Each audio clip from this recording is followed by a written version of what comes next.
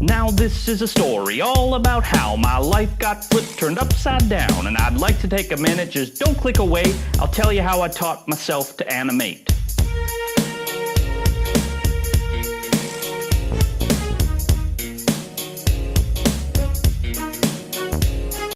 So last night, Sandy and I went and saw Jurassic World 2.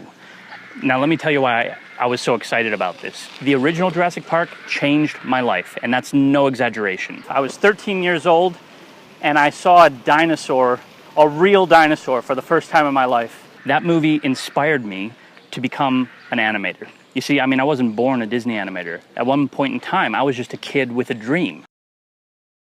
And I had no idea how to get from where I was to where I wanted to go. All I knew is that I wanted it, and I wanted it badly. And I turned that wish into a burning desire, and that burning desire fueled me and drove me until I reached my goal.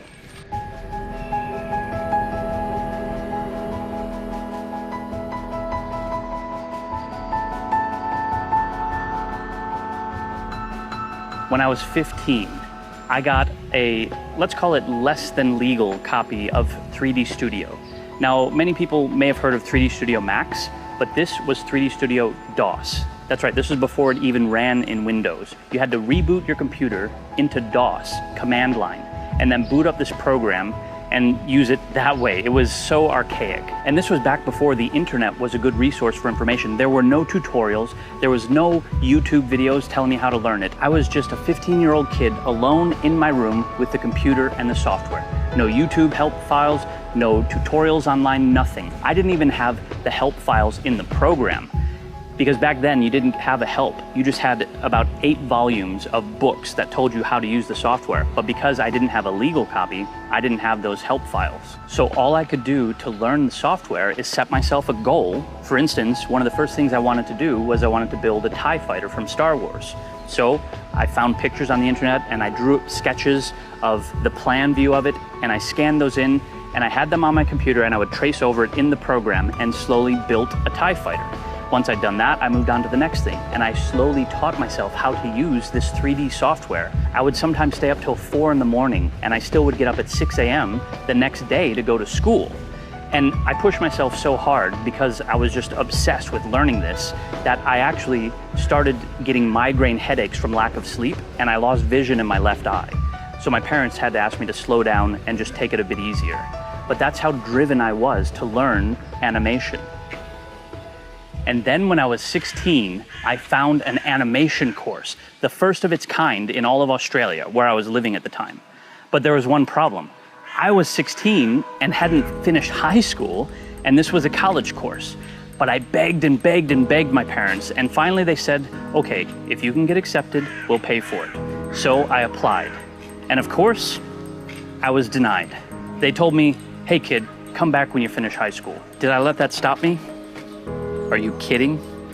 I asked my dad if I could borrow 50 bucks, and I actually told him I was gonna catch a train down to Canberra, which is the town where the course was, and just tell the dean of the course that I belonged in that course. So he loaned me 50 bucks, and I booked the ticket the very next day. I didn't want to lose a second, and I stayed up the whole night making artwork and sculptures and everything. And I had the making of Jurassic Park on VHS, and I literally wore that VHS tape out because I would find a dinosaur that I liked and I would pause it, then I would sketch it, or I'd do a sculpture of it, or I'd do something, you know, whether it was a Gallimimus or a Velociraptor or a T-Rex. I drew everything and anything, and I had all these sculptures. And so the next day, I got on this train. Mind you, this is a foreign country because I'm an American and this was in Australia. I got on this train 6 hours one way as a 16-year-old kid, all alone. I had no idea where I was going, had never been there before. Went straight into this dean's office carrying all of my artwork that I'd spent all night last night making. Set it all out on his table, and I showed him what I could do, and I said, look, if I can do this alone in my room as a 16-year-old kid, imagine what I can achieve when you guys teach me. And from this day forward, you will always be allowed to say that DJ Nicke was once one of our students. And so I got accepted, and my parents paid for it, and I went to that college course. Before I even graduated high school, I got accepted to this college course. This one decision literally changed my entire life, and it all started with Jurassic Park.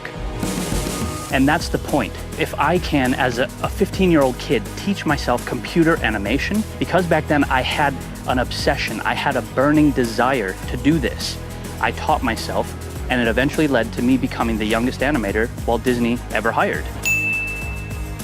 If I can do that as a 15-year-old kid, if I can be accepted into college as a 16-year-old kid, you can achieve any dream that you have, but it can't just be a dream. It has to be an obsession. It has to be a burning desire that fills you with enthusiasm, and nothing will stop you from achieving it. If you can do that, you can achieve anything.